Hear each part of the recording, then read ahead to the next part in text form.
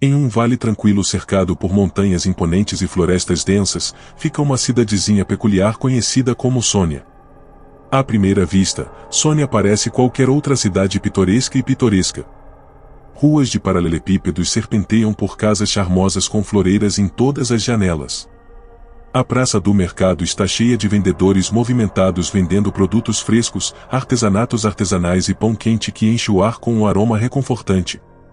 Mas, abaixo da superfície desse cenário idílico, uma verdade inquietante permanece e ninguém em Sônia dorme há décadas.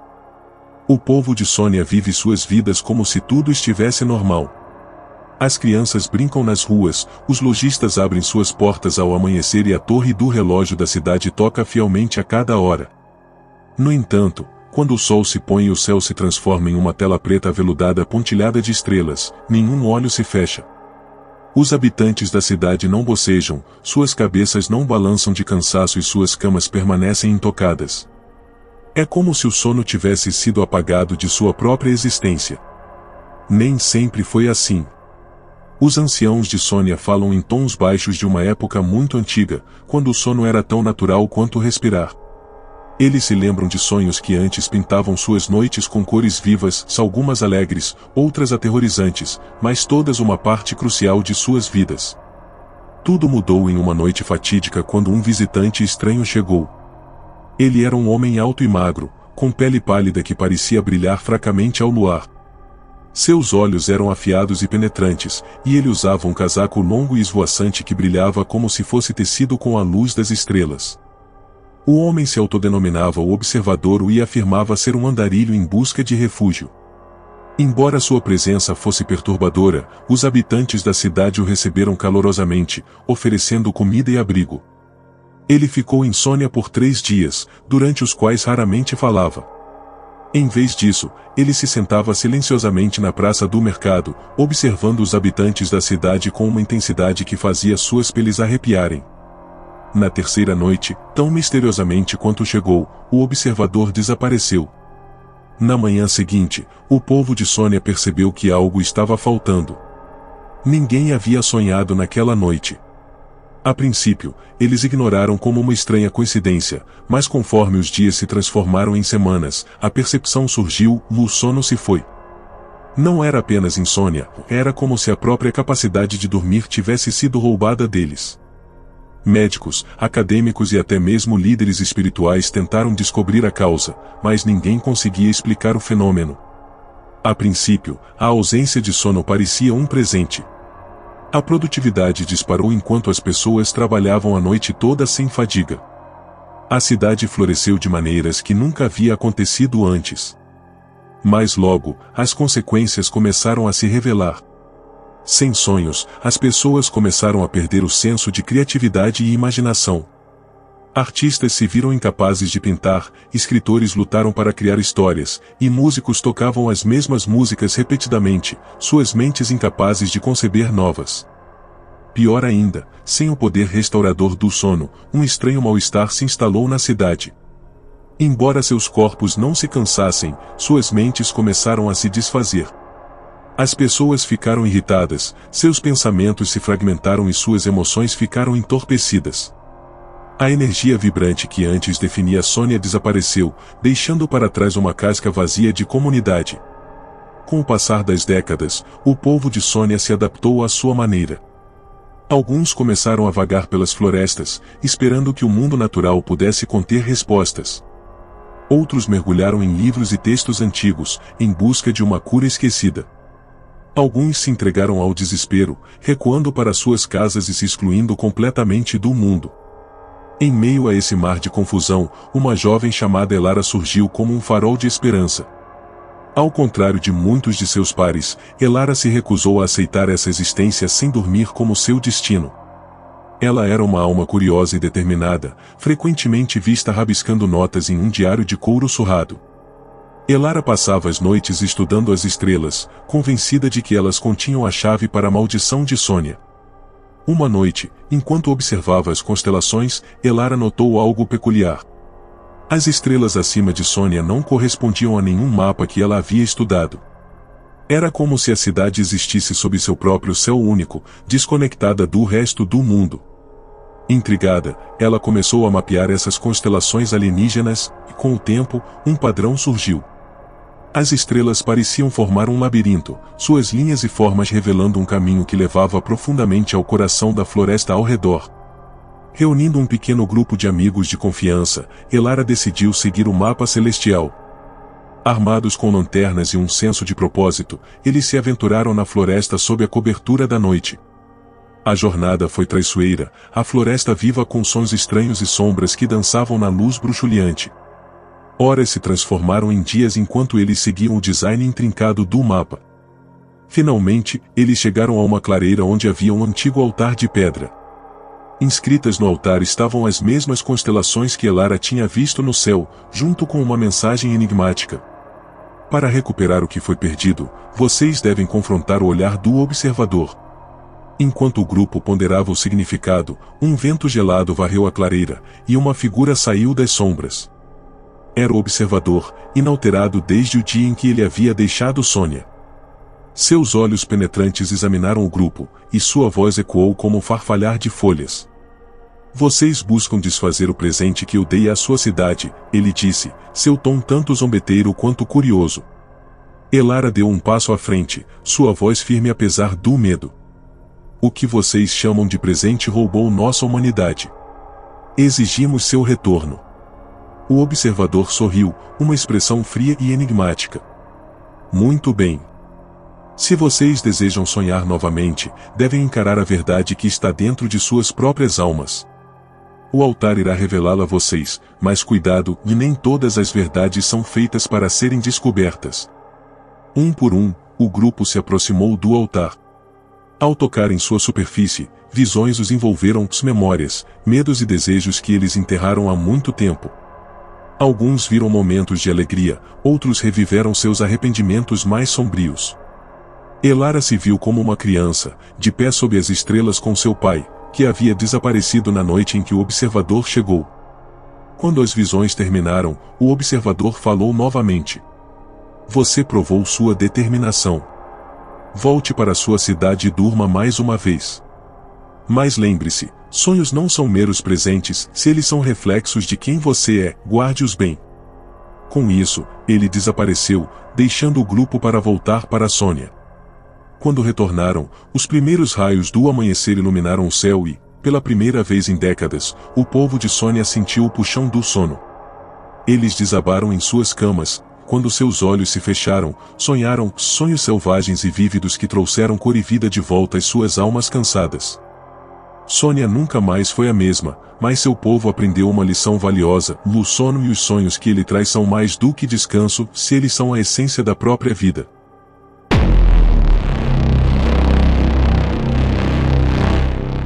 No coração de uma metrópole em expansão, escondida em um canto esquecido de uma biblioteca antiga, havia uma sala que ninguém nunca notava. Poeira cobria suas prateleiras, e teias de aranha cobriam as estantes altas como cortinas negligenciadas. Era ali que Elias, um arquivista tímido e comum, passava a maior parte de seus dias. Elias sempre foi fascinado pela coleção de manuscritos obscuros da biblioteca, e sua curiosidade frequentemente o levava a vasculhar pilhas de tomos esquecidos, cada um sussurrando segredos de um mundo há muito passado. Em uma noite fatídica, enquanto o sol se punha abaixo do horizonte, Elias tropeçou em um livro peculiar.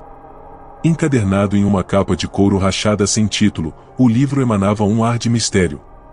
Suas páginas estavam cheias de símbolos incompreensíveis, diagramas em espiral e esboços tênues do que pareciam ser mecanismos de relógio. No centro de uma página havia uma ilustração detalhada de um dispositivo peculiar, acompanhado de instruções em uma língua que Elias não conseguia reconhecer. Incapaz de resistir, ele levou o livro para casa. À luz de velas, ele se debruçou sobre seu conteúdo, juntando fragmentos de significado. As instruções pareciam descrever a montagem de um dispositivo, algo entre um relógio e um instrumento astronômico. A cada noite que passava, Elias ficava mais obcecado. Usando peças retiradas de mercados de pulgas e ferros velhos, ele começou a construir a engenhoca. Quando o dispositivo finalmente ficou pronto, ele ficou em sua bancada como um quebra-cabeça mecânico. Em seu centro havia uma esfera cristalina que capturava a luz e a refratava em padrões estranhos e hipnóticos. Uma série de engrenagens, alavancas e mostradores cercavam a esfera, cada um calibrado com precisão meticulosa. Elias não tinha certeza do que a máquina faria, mas sentiu uma atração irresistível para ativá-la. Em uma noite em que as estrelas estavam anormalmente baixas no céu, Elias girou a alavanca final. A máquina zumbiu para a vida, suas engrenagens clicando e girando com um ritmo quase musical. A esfera cristalina brilhou fracamente, então explodiu em uma cascata de luz. Antes que Elias pudesse reagir, a sala se dissolveu ao redor dele, substituída por um vazio etéreo cheio de cores mutáveis e ecos de sussurros distantes. Quando a luz desapareceu, Elias se viu parado em uma paisagem desconhecida. O ar estava denso com o perfume de flores silvestres, e árvores altas com folhas prateadas se estendiam em direção a um céu que parecia impossivelmente vasto.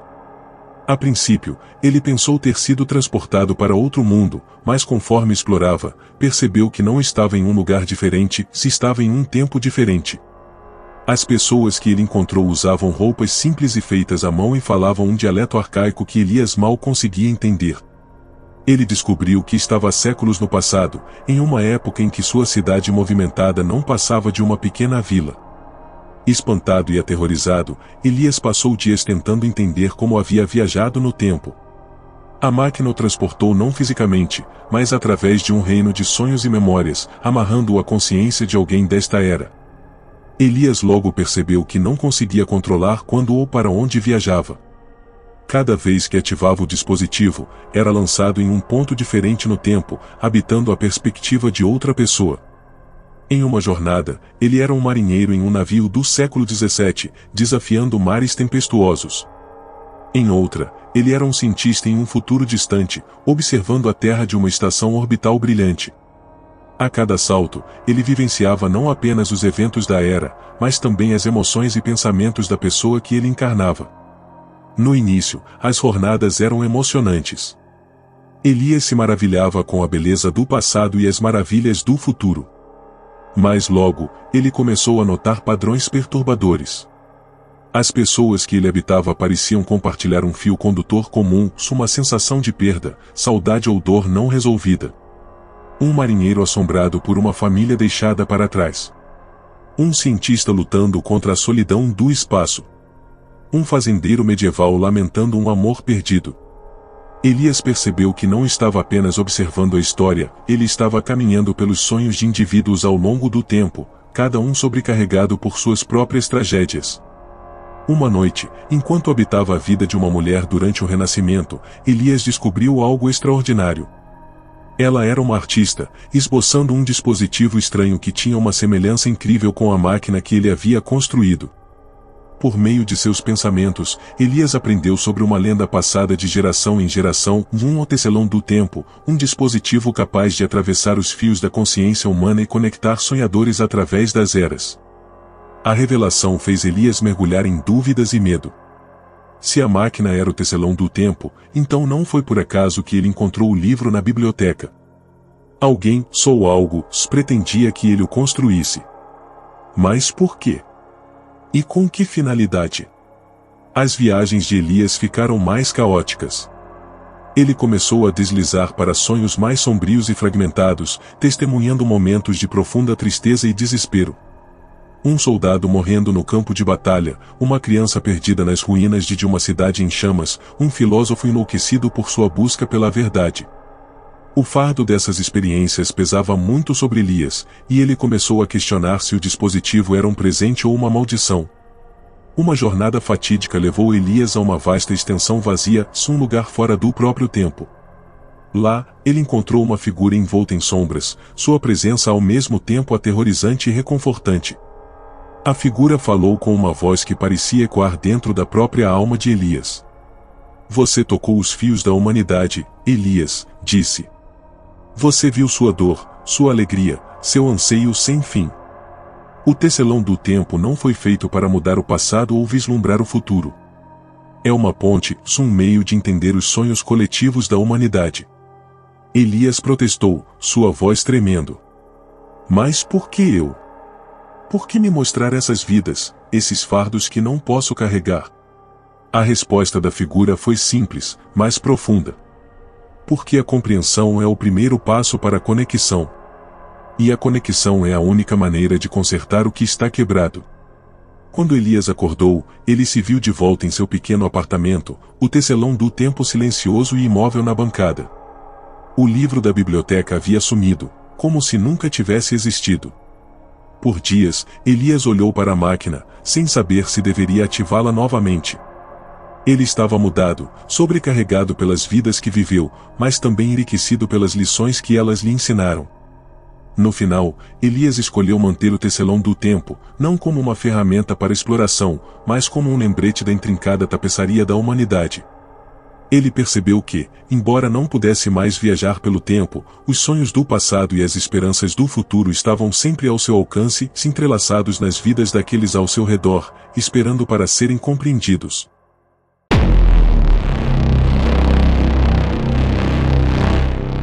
Na movimentada cidade de Veira, onde as ruas pulsavam com vida dia e noite, Alina vivia uma vida que parecia encantada na superfície.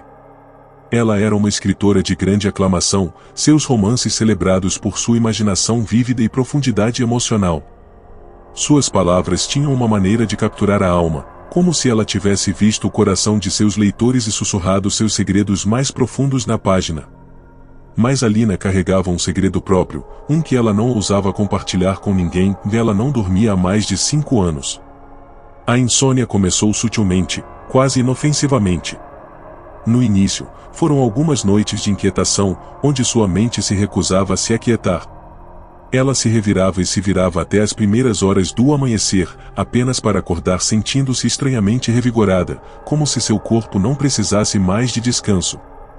Mas conforme as semanas se transformavam em meses, e depois anos, a capacidade de dormir se tornava uma memória distante. Em vez disso, Alina se viu cheia de uma energia implacável durante as horas em que o mundo estava adormecido. No início, Alina abraçou sua recém-descoberta vigília como um presente. Enquanto outros sonhavam, ela escrevia. Seus romances mais vendidos foram todos escritos na silenciosa solidão da noite. Suas palavras pareciam fluir sem esforço, como se arrancadas de alguma fonte invisível. Os leitores elogiavam pela qualidade onírica de sua prosa, chamando suas histórias de o sobrenaturais e o assustadoramente belas. No entanto, com o passar do tempo, Alina começou a notar algo estranho. As histórias que ela escreveu durante aquelas noites sem dormir não eram inteiramente suas. Personagens apareciam em sua mente sem serem convidadas, falando em vozes que ela não reconhecia. Os enredos se desenrolavam como se ditados por uma mão invisível. No início, ela presumiu que era seu subconsciente trabalhando, o resultado de uma imaginação hiperativa. Mas os detalhes em suas histórias se tornaram assustadoramente específicos, nomes, lugares, eventos que ela não poderia saber. Uma noite, enquanto estava sentada em sua mesa cercada por pilhas de manuscritos inacabados, Alina percebeu que as vozes estavam falando diretamente com ela. No início, eram sussurros fracos, como folhas farfalhando ao vento. Mas, conforme as noites passavam, eles ficavam mais claros, até que ela não conseguia mais ignorá-los. Conte nossa história, uma voz implorou, suave e triste. Ajude-nos a lembrar, outra pediu, cheia de desespero. Aterrorizada, mas incapaz de resistir, Alina começou a escrever tudo o que as vozes lhe contavam. Não eram os contos caprichosos de seus trabalhos anteriores, mas relatos profundamente pessoais de vidas perdidas e esquecidas. Um jovem soldado que morreu em um campo de batalha distante, seus últimos pensamentos consumidos pelo arrependimento. Uma mãe que pereceu em um incêndio, seu espírito persistindo em busca de seu filho. Um estudioso cuja mente se desfez sob o peso do conhecimento proibido. Cada história carregava uma voz distinta, uma dor única e uma sensação avassaladora de desejo.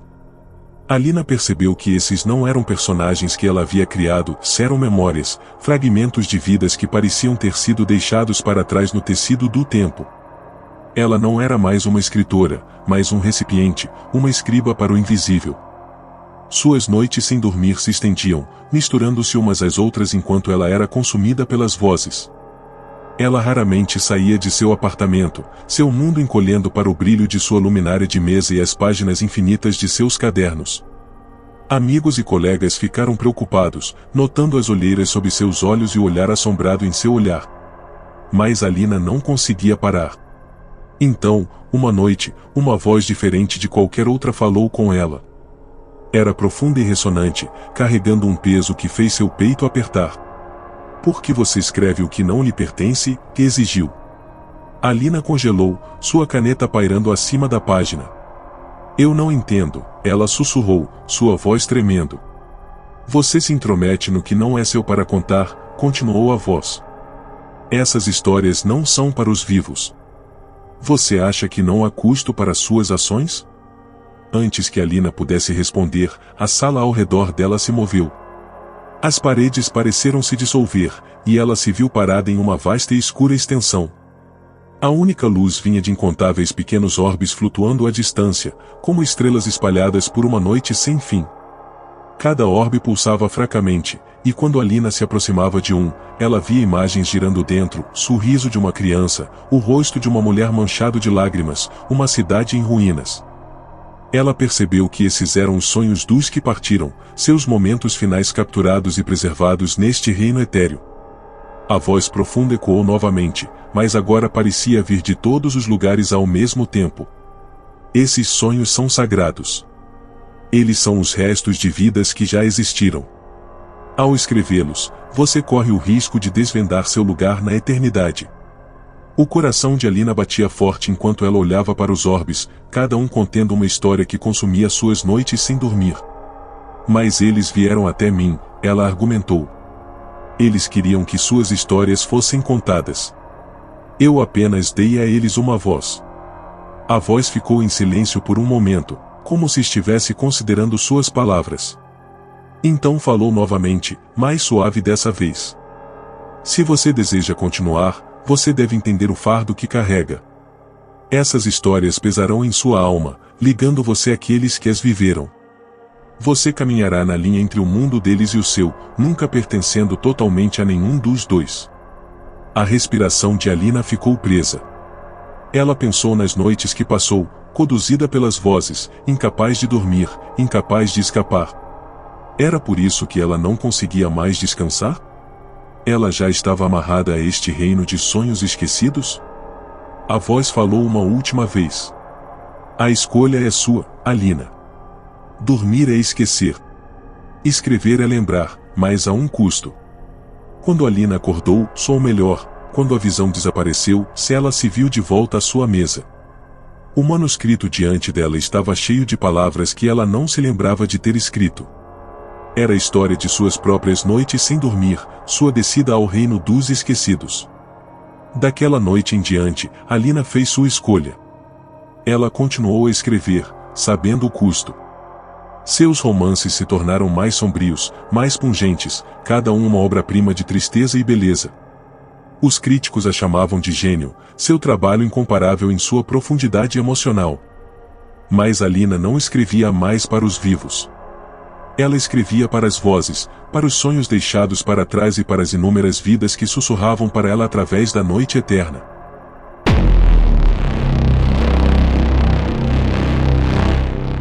No coração de uma natureza selvagem desconhecida, encontra-se um lugar envolto em mistério e lenda, e a Floresta dos Sussurros. Poucos que se aventuram em sua densa extensão carregada de névoa retornam, e aqueles que o fazem mudam para sempre. Seus olhos carregam um olhar assombrado, suas palavras fragmentadas e cheias de um pavor inabalável. As histórias que eles contam são sempre as mesmas, de vozes chamando-os das árvores, atraindo-os cada vez mais para dentro da floresta até que se percam completamente. A floresta se estende por quilômetros, sua copa tão espessa que a luz do sol mal penetra, deixando o solo em um crepúsculo perpétuo. O ar é úmido e pesado, cheio do cheiro de musgo e folhas em decomposição. As árvores são antigas, seus troncos retorcidos como se estivessem com dor, suas raízes se projetando como mãos esqueléticas agarrando a terra. Mas o que torna a floresta realmente inquietante é o som constante, sussurros suaves e melódicos que parecem emanar das próprias árvores. Foi para esse domínio misterioso que Elise se viu atraída. Uma jovem botânica com uma propensão para o inexplicável, Elise tinha ouvido as histórias da Floresta dos Sussurros durante toda a sua vida. Os anciãos da aldeia falavam dela com medo e reverência, alertando que a floresta estava viva, que devorava aqueles que ousavam invadir. Mas Elise era cética. Ela acreditava que havia uma explicação científica para o fenômeno, um efeito acústico raro, talvez, ou a interação do vento e da folhagem. Motivada pela curiosidade e pelo desejo de provar que os mitos estavam errados, ela arrumou seu equipamento e partiu sozinha. A jornada começou sem intercorrências. O primeiro dia foi preenchido com o chiurear dos pássaros e o farfalhar de pequenos animais no mato. Mas conforme Elise se aventurava mais fundo, a floresta parecia mudar. As árvores ficavam mais próximas, seus galhos se entrelaçando como uma rede de segredos. O ar ficou mais frio, e os sons habituais da vida selvagem desapareceram, substituídos pelos sussurros fracos que ela ouvirá nas histórias. A princípio, Elise descartou os sussurros como se o vento estivesse pregando peças em seus ouvidos. Mas, conforme a noite caía e ela montava acampamento, as vozes ficaram mais claras. Não eram murmúrios aleatórios carregados pela brisa, eram distintas, falando em tons abafados um pouco além de sua compreensão. Era como se a própria floresta estivesse observando, ciente de sua presença de uma forma que nenhum lugar deveria estar. Apesar de seu desconforto, Elise continuou. A cada dia, a floresta ficava mais escura, sua atmosfera mais pesada, como se ressentisse sua intrusão. Os sussurros se tornaram mais persistentes, e Elise começou a notar padrões neles.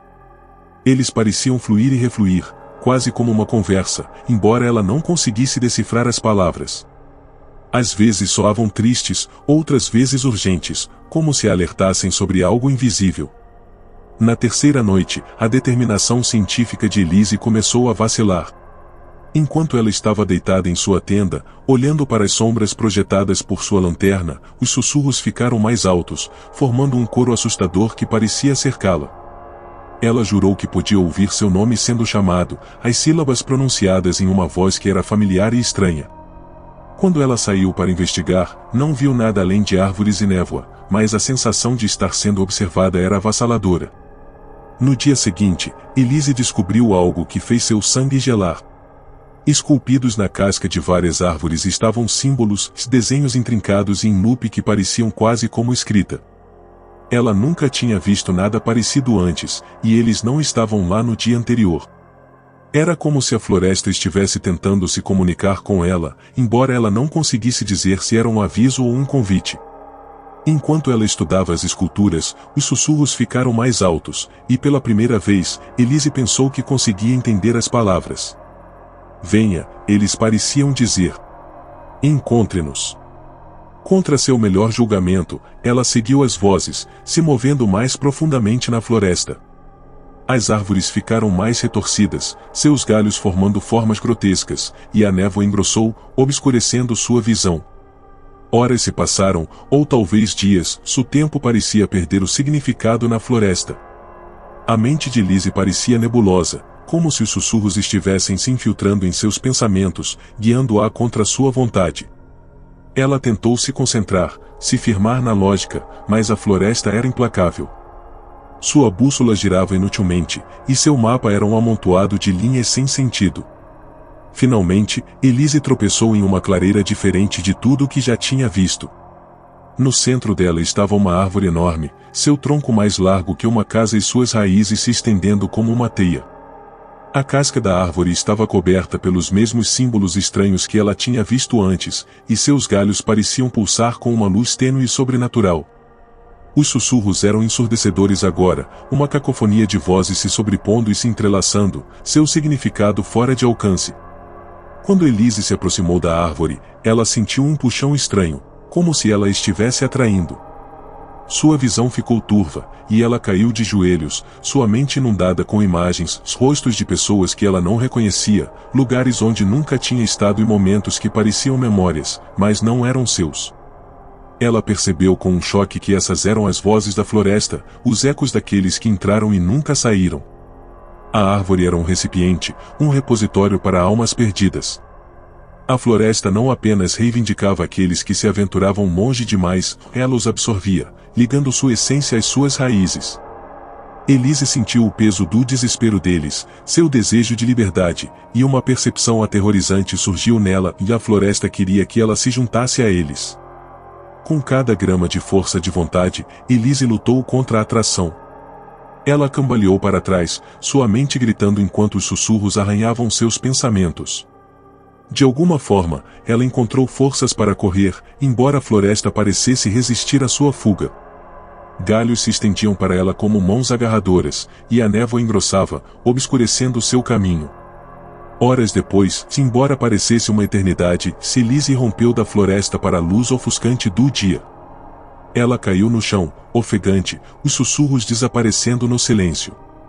Quando ela olhou para trás, a floresta surgiu atrás dela, sua borda normalmente afiada, como se estivesse esperando que ela retornasse.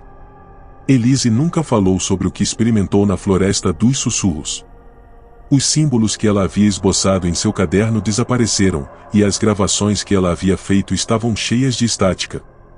Mas as memórias permaneceram, um lembrete assustador das vozes que ainda a chamavam em seus sonhos. A floresta dos sussurros estava viva, não com o farfalhar das folhas ou o zumbido dos insetos, mas com os restos daqueles que ela havia reivindicado. E embora Elise tivesse escapado, ela sabia que uma parte dela sempre pertenceria à floresta, seu nome para sempre gravado em seu coro interminável de sussurros.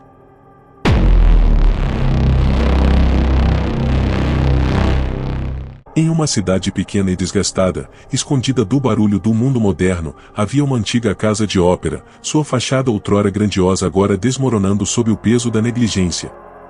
As pessoas da cidade raramente falavam dela, exceto em sussurros abafados e com olhares inquietos. Eles a chamavam de casa do pianista da meia-noite e juravam que nas noites mais escuras, quando as ruas estavam vazias e a cidade estava envolta em silêncio, você podia ouvir os tênues acordes de um piano flutuando no ar, uma melodia ao mesmo tempo assustadora e bela. Helena cresceu com essas histórias. Quando criança, ela se aconchegava perto de sua avó, ouvindo com os olhos arregalados enquanto a velha contava histórias do misterioso pianista. Alguns diziam que ele era o fantasma de um compositor que morreu tragicamente antes de terminar sua obra-prima. Outros acreditavam que ele era um homem amaldiçoado a tocar para sempre, sua alma ligada ao piano por um acordo que deu errado. A avó de Helena, no entanto, sempre terminava a história com um aviso: faça o que fizer, minha doce menina, nunca siga a música. Mas Helena não era mais uma criança. Agora na casa dos 21 aspirante a pianista, ela havia retornado à sua cidade natal depois de anos fora, buscando consolo e inspiração. As histórias do pianista da meia-noite permaneciam em sua memória, mais fascinantes do que assustadoras. A ideia de uma música tão cativante que desafiava o tempo e a razão despertava sua curiosidade. Ela disse a si mesma que era apenas uma lenda, uma história para manter as crianças na cama à noite. Essa crença vacilou na primeira vez que ouviu a música. Era tarde, passava da meia-noite, e a cidade estava envolta em silêncio. Helena não conseguia dormir, sua mente inquieta, então ela começou a sentar-se perto da janela, olhando para as ruas escuras. Foi quando a melodia chegou aos seus ouvidos, uma melodia fraca e triste que parecia surgir do nada. Não era o tipo de música que se pudesse ignorar, ela penetrou em seus pensamentos, puxando seu coração com uma dor inexplicável. Helena se inclinou para fora da janela, esforçando-se para captar a direção do som. Parecia vir da velha casa de ópera, sua silhueta mal visível contra o céu noturno. A parte lógica de sua mente insistia que era impossível. A casa de ópera estava abandonada há décadas, e ninguém poderia estar tocando lá. Mas a música persistia, tecendo seu caminho através do silêncio, cada nota mais aguda e pungente que a anterior. Antes que ela percebesse, Helena estava caminhando pelas ruas vazias, seus pés a carregando em direção à fonte da melodia. Quanto mais perto ela chegava, mais alta a música ficava, envolvendo-a como o chamado de uma sereia. Quando ela chegou à casa de ópera, ela encontrou suas enormes portas de madeira ligeiramente entreabertas, o brilho mais tênue de luz de vela derramando-se pela fresta. Helena hesitou, o aviso de sua avó ecoando em sua mente. Mas a curiosidade e a atração da música superaram sua cautela. Ela abriu a porta e entrou. O interior da casa de ópera estava tão decadente quanto seu exterior. Poeira cobria todas as superfícies, e teias de aranha cobriam os lustres como véus esquecidos. Mas o piano de cauda no palco estava intocado, sua superfície polida brilhando sob a luz bruxuleante de dezenas de velas. Sentado ao piano estava um homem. Ele era alto e magro, sua figura envolta em sombras, exceto por suas mãos, que se moviam graciosamente sobre as teclas. Seu rosto estava obscurecido, mas sua presença era magnética. A música que ele tocava era diferente de tudo que Helena já tinha ouvido, rica em camadas, cada nota carregando uma profundidade de emoção que ressoava em sua alma. Quem é você? Helena conseguiu sussurrar, sua voz trêmula. As mãos do homem pararam, e a nota final permaneceu no ar como um suspiro. Lentamente, ele se virou para ela, revelando um rosto impressionante e assustador. Seus olhos pareciam impossivelmente escuros, como se contivessem a própria noite dentro deles, e suas feições eram afiadas, quase sobrenaturais. Eu sou apenas uma sombra, ele disse, sua voz tão melódica quanto a música que ele tocou. Um resquício do que foi e do que poderia ter sido. Helena sentiu um arrepio percorrer sua espinha, mas não conseguiu desviar o olhar. O pianista da meia-noite, ela murmurou, o nome parecendo absurdo e totalmente adequado. O homem inclinou a cabeça, um leve sorriso fantasmagórico em seus lábios. É assim que me chamam. O que você está fazendo aqui? Por que você toca? Ele gesticulou em direção ao piano, seus movimentos fluidos e deliberados. Eu toco porque devo. Cada nota é um fragmento da minha alma, espalhado pelo tempo. Esta é minha penitência, meu propósito e minha maldição. Helena sentiu uma tristeza inexplicável em suas palavras, uma solidão que refletia a dela.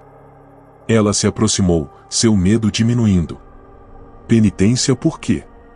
O sorriso do pianista desapareceu e, por um momento, seu olhar pareceu distante. Uma vez desejei criar uma música que transcendesse a própria mortalidade, uma melodia tão perfeita que pudesse capturar a essência da alma humana. Eu coloquei minha vida nessa busca, negligenciando todo o resto. E quando percebi que meu tempo estava se esvaindo, fiz um acordo com forças que não entendia. Eu alcancei minha obra-prima, mas ao custo da minha liberdade. Agora, toco para mantê-la viva, embora ela me prenda a este lugar pela eternidade.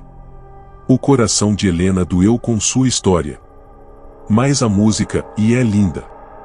Não é justo que você esteja presa aqui. Os olhos escuros do pianista encontraram os dela e, por um momento, ela pensou ter visto um lampejo de esperança. Talvez não seja justo. Mas a justiça tem pouco lugar em questões da alma. Diga-me, Helena, por que você veio? Que fardos pesam sobre você? Ela começou a negar, mas a música e a presença dele pareciam acabar com suas defesas. Eu perdi algo, ela admitiu. Eu pensei que poderia encontrar inspiração aqui, mas me sinto vazia. Como se eu nunca fosse criar algo significativo novamente. O pianista assentiu, como se entendesse. Então talvez você não seja tão diferente de mim. Você busca significado, como eu busquei. Mas tenha cuidado, pois esse caminho é traiçoeiro. Ele se levantou e gesticulou para o piano. Você gostaria de tocar? Helena hesitou. O piano parecia quase vivo, suas teclas brilhando como dentes. Mas a atração era irresistível. Ela se sentou no banco e colocou os dedos nas teclas. A primeira nota que ela tocou ressoou pela casa de ópera, mais rica e completa do que ela esperava. Ela começou a tocar uma melodia que parecia familiar e estranha, como se estivesse esperando por ela o tempo todo. Com cada nota, memórias e emoções surgiam dentro dela, momentos de alegria, tristeza e saudade que ela achava ter esquecido. Quando ela finalmente parou, lágrimas escorriam pelo seu rosto. Ela olhou para cima, mas o pianista tinha ido embora. As velas tinham queimado, e a casa de ópera estava em silêncio. Helena voltou para casa naquela noite, a música ainda ecoando em sua mente. O pianista da meia-noite nunca mais foi visto, mas sua melodia ficou com ela, guiando seus dedos toda vez que ela se sentava ao piano. Suas composições se tornaram famosas, não por seu brilhantismo técnico, mas pela emoção crua que transmitiam. Ela frequentemente se perguntava se havia sido escolhida pelo pianista da meia-noite, ou se ela tinha sido simplesmente mais uma ouvinte presa em sua teia. Mas uma coisa era certa, sua música havia mudado, e através dela, sua alma vivia, assombrando o mundo da maneira mais linda.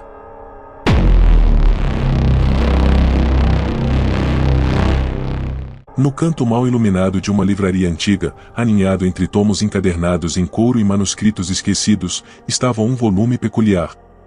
Sua capa era preta como a meia-noite, adornada com padrões prateados rodopiantes que pareciam brilhar levemente nas sombras.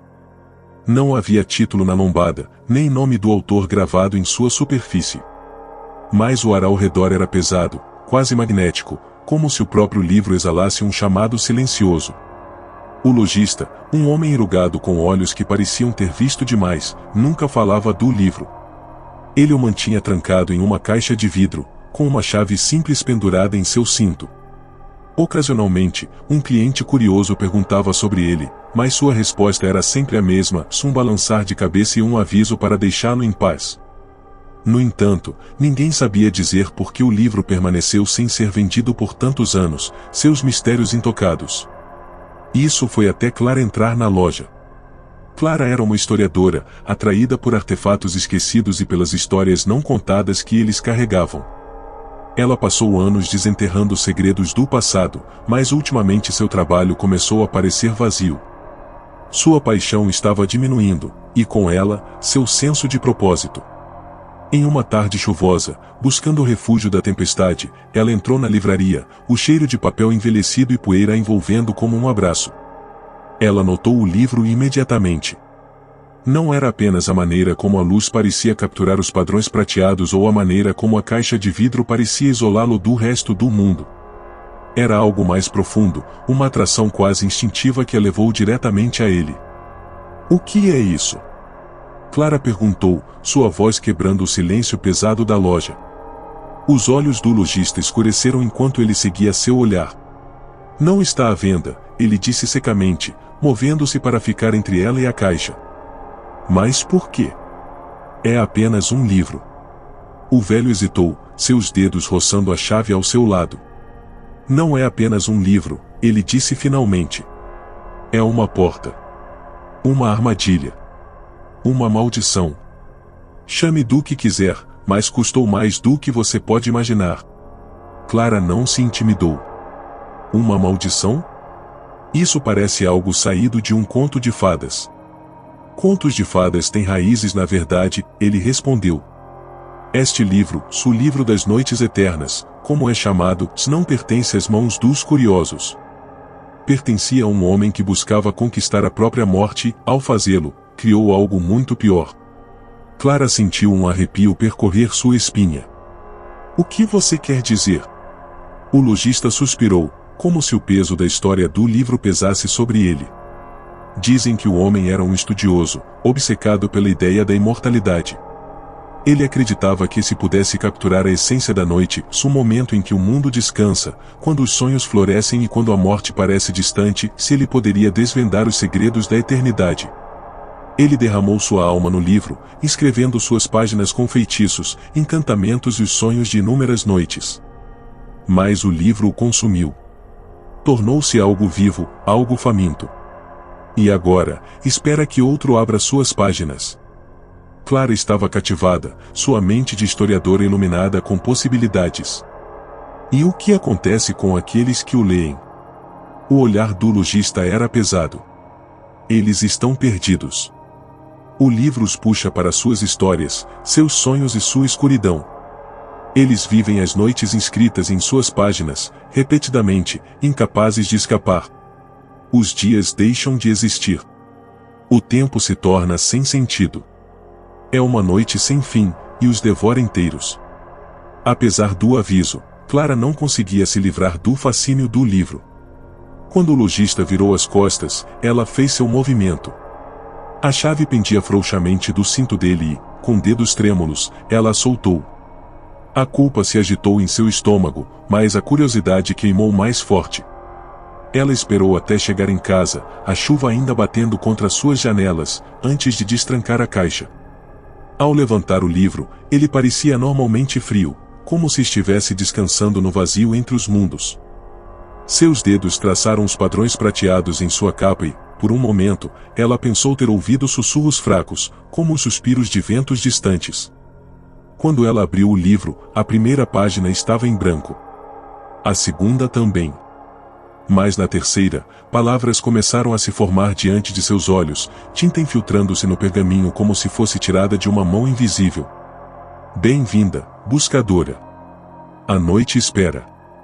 Clara sentiu uma pontada de desconforto, mas não conseguiu parar de ler. O texto descrevia um vasto vazio sem estrelas onde os sonhos tomavam forma e as sombras ganhavam vida. Enquanto ela lia, o ambiente ao seu redor parecia escurecer, as bordas de sua visão ficando turvas.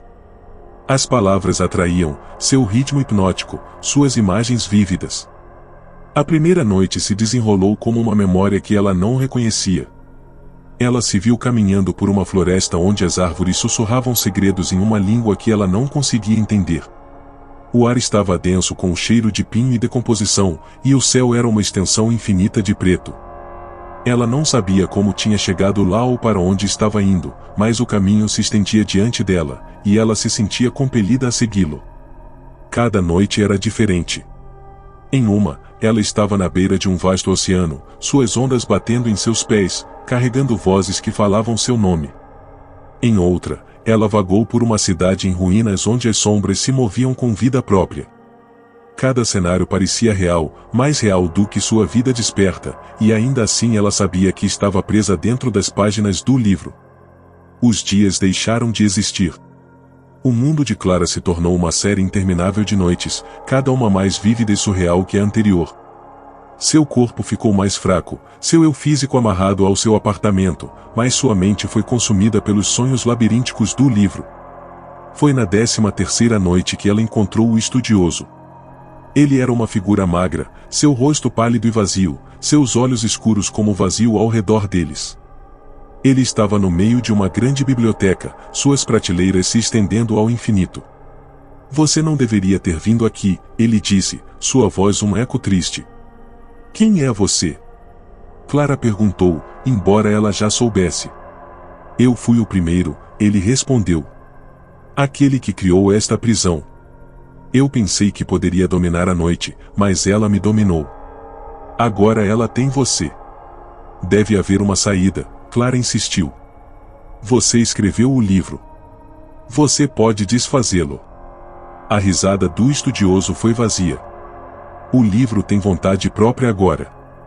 Ele se alimenta de nós, dos nossos sonhos e medos. Não há escapatória. Mas Clara se recusou a aceitar suas palavras. Nas noites que se seguiram, ela procurou nos mundos infinitos do livro por uma resposta, uma maneira de se libertar. Cada página revelava novos horrores, novas maravilhas, mas nenhuma escapatória. O livro parecia se deleitar com sua luta, seus sussurros ficando mais altos, mais provocadores. Os amigos de Clara finalmente a encontraram em seu apartamento, seu corpo frágil e imóvel, seus olhos arregalados, mas sem ver. Ao lado dela estava o livro, suas páginas em branco mais uma vez, os padrões prateados em sua capa brilhando fracamente na luz fraca. O livro das noites eternas retornou à livraria, trancado mais uma vez em sua caixa de vidro. O lojista não disse nada quando perguntado sobre isso, apenas balançou a cabeça com a mesma tristeza cansada. E nas noites mais escuras, quando o mundo está quieto, o livro espera, seus sussurros chamando pela próxima alma curiosa que ousa virar suas páginas.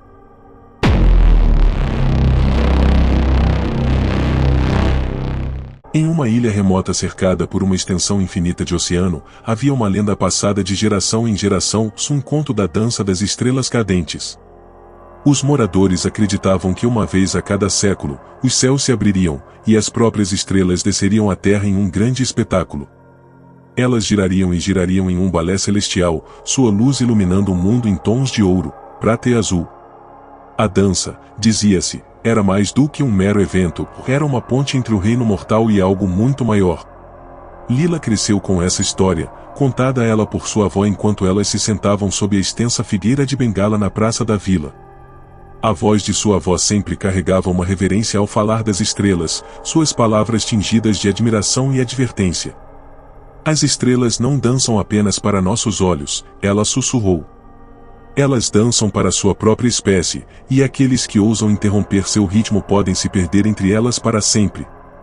Quando criança, Lila se maravilhava com a ideia de estrelas dançando, imaginando-as como seres graciosos envoltos em véus brilhantes, movendo-se ao som de uma melodia que só elas podiam ouvir. Mas, à medida que crescia, os contos se tornaram pouco mais do que histórias de ninar, sua magia embotada pelo peso da realidade. Isso foi até a noite em que o céu começou a queimar. Tudo começou com um único raio de luz cruzando os céus, uma estrela solitária caindo mais rápido do que Lila já tinha visto. Então outra se seguiu, e outra, até que o céu noturno estava vivo com movimento. As estrelas não simplesmente caíram, elas caíram em cascata, pintando o céu em uma exibição deslumbrante de luz e cor. A vila estava banhada por um brilho etéreo, o ar zumbindo com uma energia estranha e melódica. Lila foi uma das primeiras a sair, atraída pela beleza sobrenatural da visão. Ela não estava sozinha, toda a vila se reuniu na praça, seus rostos virados para cima, suas expressões uma mistura de admiração e medo. Os anciãos murmuravam preces, enquanto as crianças riam e apontavam, alheias à tensão que tomava conta dos adultos. O céu continuou a brilhar, as estrelas agora tão numerosas e vívidas que pareciam ondular como ondas na tela escura. Então, sem aviso, a luz começou a descer. O que tinha sido um espetáculo nos céus agora estava acontecendo no chão. Lila sentiu sua respiração prender quando a primeira estrela tocou a terra logo além da aldeia. Não era uma estrela no sentido que ela havia imaginado, não havia fogo ou pedra, nem calor ardente. Em vez disso, era uma figura de luz pura, sua forma mutável e fluida, como uma chama capturada por uma brisa suave. Mais seguiram, cada uma única, seus movimentos impossivelmente graciosos enquanto se reuniam no campo. Os aldeões assistiram em silêncio atordoado enquanto os seres de luz começaram a se mover em uníssono, suas formas girando e se entrelaçando em uma dança que desafiava a compreensão. Era como se o próprio universo tivesse ganhado vida, seu ritmo pulsando no ar. A voz da avó de Lila ecoou em sua mente. Eles não dançam para nós. No entanto, Lila não conseguia desviar o olhar. Algo na cena a chamava, despertando um desejo profundo em seu peito. Não era apenas a beleza da dança, era a música que a acompanhava, uma melodia que parecia emanar das próprias estrelas. Não era ouvida com os ouvidos, mas sentida na alma, uma canção de vastidão infinita e conexão íntima. Antes que percebesse o que estava fazendo, Lila deu um passo à frente, seus pés a carregando em direção ao campo. Ela mal notou os suspiros dos aldeões ou o grito desesperado de seu nome de sua mãe. Tudo o que ela podia ver eram as estrelas, sua luz a atraindo para mais perto. Ao cruzar o campo, ela sentiu o ar mudar. Estava mais pesado, carregado com uma energia que fez sua pele formigar. O chão sob seus pés parecia diferente, mais macio, como se ela estivesse caminhando no próprio tecido do universo. Uma das estrelas se virou para ela. Sua luz era ofuscante, mas sua presença não era avassaladora, era convidativa. A figura estendeu o que só poderia ser descrito como uma mão, e Lila, tremendo, estendeu a mão para pegá-la. No momento em que suas mãos se tocaram, o mundo ao seu redor mudou. A vila, o campo, até mesmo as outras estrelas se dissolveram em uma cascata de luz. Ela não estava mais em pé em solo firme, mas flutuando em uma vasta e infinita extensão. Estrelas a cercavam por todos os lados, sua luz pulsando como batimentos cardíacos. O ser diante dela começou a se mover, sua forma girando em uma dança lenta e deliberada. Sem pensar, Lila espelhou seus movimentos, seu corpo respondendo ao ritmo instintivamente. Enquanto dançava, ela se sentiu ficando mais leve, como se o peso de sua forma física estivesse derretendo. A dança era diferente de tudo que ela já havia experimentado. Cada passo, cada giro, parecia desbloquear uma memória que não era dela, visões de galáxias nascendo, de planetas girando em harmonia, de vida brotando nos lugares mais inesperados. Ela viu a interconexão de todas as coisas, os fios de luz que teciam o universo. Mas conforme a dança continuava, ela começou a sentir outra coisa, um puxão, suave no início, mas ficando mais forte. A luz ao redor dela pareceu diminuir, e as estrelas começaram a se afastar. O pânico se instalou quando ela percebeu que estava sendo atraída para o centro da expansão, onde um vazio de pura escuridão a esperava. Ela tentou parar, se libertar do ritmo, mas o puxão era implacável. A estrela que havia segurado sua mão se virou para ela mais uma vez, sua luz tremeluzindo como se estivesse triste. Você deve deixar ir, disse, embora nenhuma palavra tenha sido dita. A mensagem estava clara em sua mente. Eu não entendo, respondeu Lila, com lágrimas escorrendo pelo rosto. A luz da estrela diminuiu ainda mais, e pela primeira vez, Lila notou rachaduras se formando em sua forma radiante. Interromper a dança é arriscar se perder. Você veio de onde não deveria, e agora o vazio chama por você. O desespero tomou conta dela. Eu não quero me perder. Por favor, me ajude. A estrela hesitou antes de estender a mão mais uma vez. Há um jeito, mas vai custar caro. Você está disposta a suportar o peso de 1000 noites para se salvar? Lila assentiu sem hesitar, seu medo superando qualquer pensamento de consequência.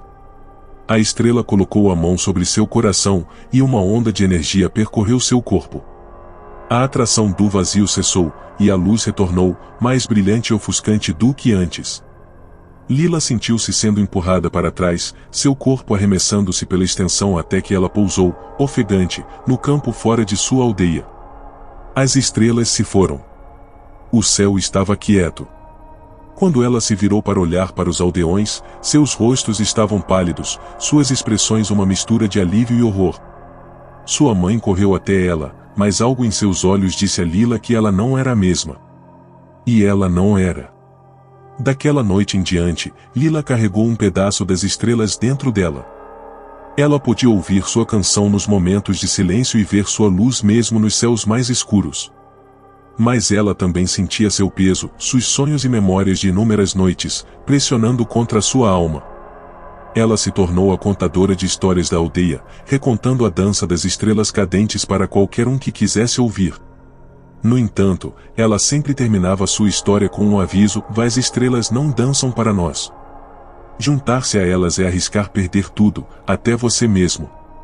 E enquanto olhava para o céu noturno, ela não conseguia deixar de se perguntar quando as estrelas retornariam e se ela seria capaz de resistir ao chamado delas uma segunda vez.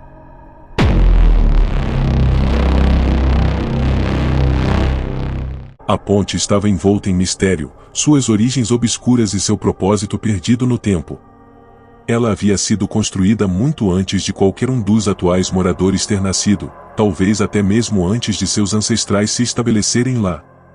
Alguns diziam que ela havia sido criada por arquitetos antigos, seres de tal sabedoria que haviam aproveitado os poderes da terra e do céu para criar a ponte. Outros acreditavam que ela foi construída por deuses, que andaram entre os mortais em uma época em que a magia era tão comum quanto o ar que respiramos. Mas havia uma verdade inegável sobre a ponte do amanhecer: era um lugar de transição. Ela conectava não apenas dois pedaços de terra, mas dois mundos diferentes, um dos vivos e um dos mortos. Era nisso que os moradores acreditavam, e era por isso que nunca se aventuravam perto dela depois do pôr do sol. Na vila, havia um jovem chamado Rian, que cresceu ouvindo as lendas da ponte. Ao contrário dos outros, ele nunca teve medo dela. Quando menino, ele passou inúmeras horas olhando para sua silhueta contra o horizonte, fascinado por sua presença, sua grandeza e sua aura sinistra. Ele ouvia os moradores mais velhos falando sobre a ponte, as histórias sobre como ela só aparecia ao amanhecer, quando a luz do primeiro sol tocava suas pedras, lançando longas sombras sobre a terra. A curiosidade de Rian cresceu conforme ele envelhecia. Ele não estava mais contente em apenas ouvir as histórias, ele sentiu uma atração inegável em direção à ponte. Ele tinha que saber o que havia além dela, que segredos ela guardava. Era um sonho que o consumia, um sonho que ele não conseguia afastar, não importava o quanto tentasse. Os aldeões, sentindo sua crescente obsessão, começaram a avisá-lo. Rian, disse sua avó uma noite, seus olhos pesados de tristeza. A ponte do amanhecer não é um lugar para os vivos. É um lugar para aqueles que cruzaram para o outro lado. Você nunca deve ir lá à noite. A ponte é onde as almas perdidas vagam. Mas o coração de Rian estava decidido. Ele não conseguia ignorar a sensação de que havia algo esperando por ele do outro lado da ponte, algo importante, algo que o chamava. Uma manhã, assim que os primeiros raios de sol começaram a iluminar o céu, ele decidiu que era a hora. Ele cruzaria a ponte do amanhecer e descobriria seus segredos. A vila ainda estava dormindo quando ele partiu. Ele se moveu silenciosamente pelos campos, a grama molhada de orvalho, e chegou ao pé da ponte assim que a luz do sol surgiu no horizonte. A ponte era mais magnífica do que ele havia imaginado. Suas pedras, antes opacas e cinzentas, brilhavam fracamente na luz da manhã, e o ar ao redor delas zumbia com uma energia invisível. Rian pisou na ponte, seu coração disparado de antecipação. Ao cruzar, ele sentiu uma sensação estranha, como se o mundo ao seu redor estivesse mudando. O ar ficou mais frio, e os sons da vila desapareceram atrás dele. Quando chegou ao meio da ponte, ele parou, sua respiração saindo em rajadas superficiais. O céu havia mudado, não era mais o azul claro da manhã, mas um tom profundo, quase violeta, como se a própria atmosfera tivesse sido alterada.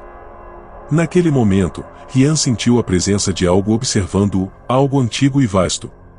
O ar estava denso com o peso de olhos invisíveis, e ele podia ouvir sussurros no vento, palavras que ele não conseguia entender, mas que pareciam falar diretamente à sua alma. De repente, o mundo ao seu redor começou a mudar mais uma vez, e a própria ponte parecia pulsar com uma energia estranha. As pedras sob seus pés tremeram, e uma névoa começou a subir da ravina abaixo. Foi então que ele percebeu a verdade: a ponte do amanhecer não era apenas uma ponte entre duas terras, era uma ponte entre dois tempos. Era um portal para o passado e o futuro, um lugar onde os limites da vida e da morte eram tênues e frágeis. Rian fechou os olhos por um momento, tentando se firmar, e quando os abriu novamente, a cena diante dele havia mudado. A vila havia desaparecido, substituída por uma paisagem antiga, que parecia familiar e estranha.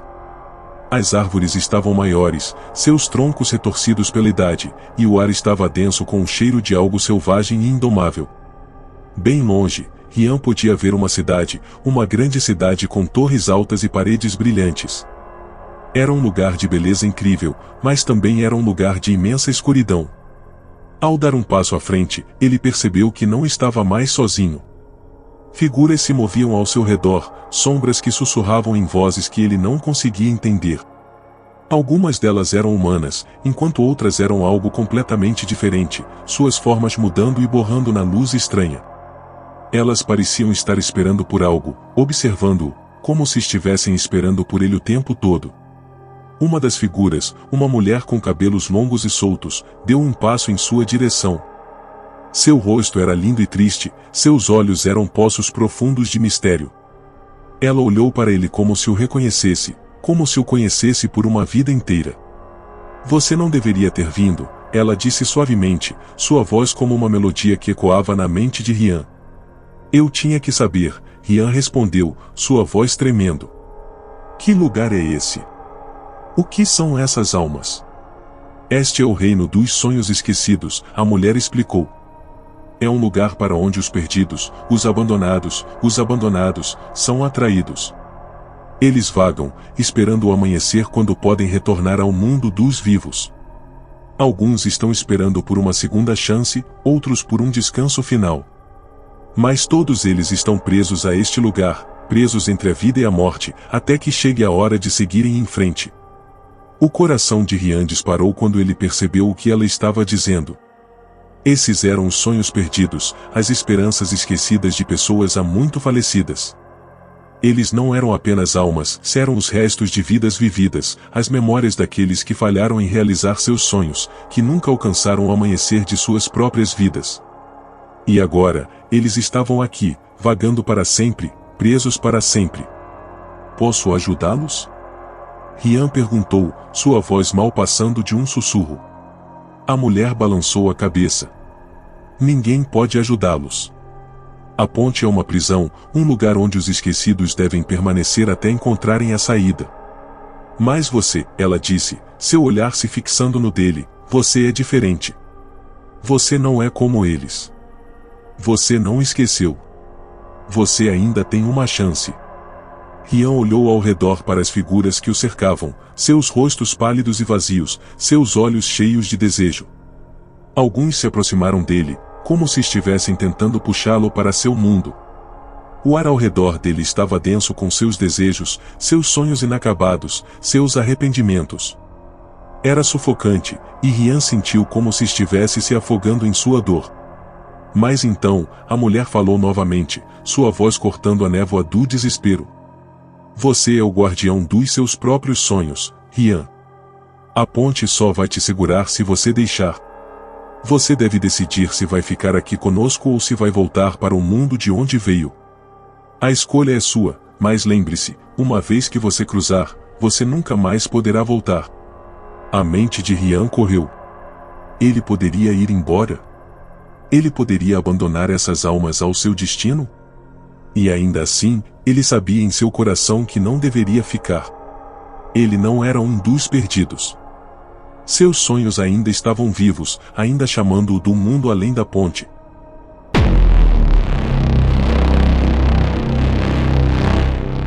Em uma cidade pequena e esquecida, havia um relojoeiro conhecido apenas como Mestre dos Relógios. Sua oficina ficava escondida em um beco, cheia do som de relógios tic-taqueando, cada um mais intrincado que o anterior. O mestre, uma figura enigmática com olhos afiados e um ar constante de mistério, era dito possuir a habilidade de manipular o próprio tempo. A lenda dizia que o mestre já fora um homem simples, mas depois de descobrir um artefato secreto, um relógio antigo que podia controlar o fluxo do tempo, ele ficou obcecado em dominar a arte da manipulação do tempo. Ele passou anos aperfeiçoando sua arte, criando relógios que podiam congelar o tempo, retroceder momentos ou até mesmo vislumbrar o futuro. Os habitantes da cidade, cautelosos com seus poderes, mantinham distância, mas não podiam negar as estranhas ocorrências que pareciam seguir o mestre aonde quer que ele fosse. As pessoas que visitavam sua loja geralmente saíam com mais do que apenas um relógio, eles saíram com uma sensação de desconforto, como se tivessem alterado algo em suas próprias linhas do tempo.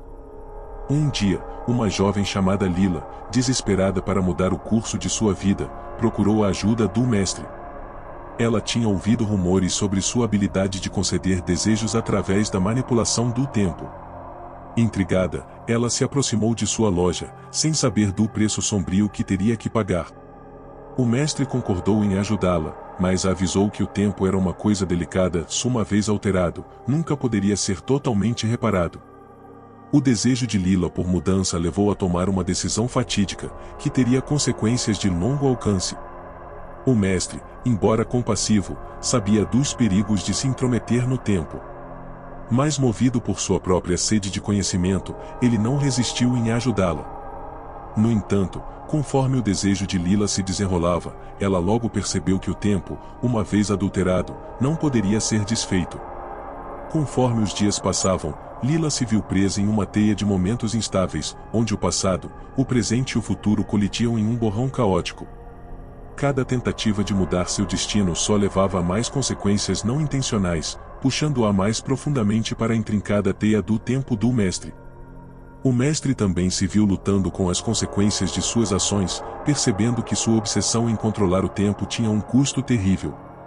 No final, o mestre dos relógios e Lila aprenderam que o tempo, uma vez manipulado, nunca poderia ser totalmente compreendido ou controlado. Era uma força além da compreensão humana, e mesmo o relojoeiro mais habilidoso não conseguia escapar de suas garras. A lição final do mestre foi clara: o tempo não era algo a ser controlado, mas algo a ser respeitado e vivido, não importa o quão incerto ele pudesse ser.